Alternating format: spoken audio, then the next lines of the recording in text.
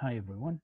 In this video, I would like to go quickly over how to create a forecast. Some people might have problems with the forecast when we have a line chart.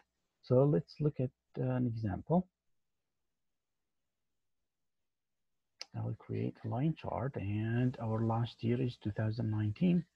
And let's say that we want to forecast 2020 and 2021 and so on. So to do that, we'll go to analytics and then forecast and drop it here. You notice that this is how it looks like. So I need maybe to change it from here as an attribute. But this is what it looks like. It shows that 2018, 2019, 2019 actually is 515. So this is not an estimate, and I'm not interested in the estimate for 2019. And I need actually the actual for 2019. So this is a problem that you might encounter.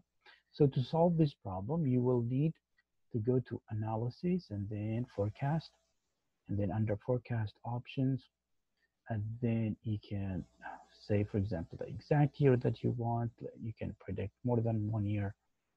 Let's say just 1 year for now. And then this is the problem where it says ignore the last 1 year. So you just put it into ignore 0 year and then say okay.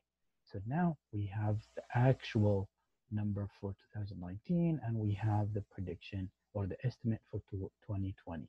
And I hope this helps, and I will stop here.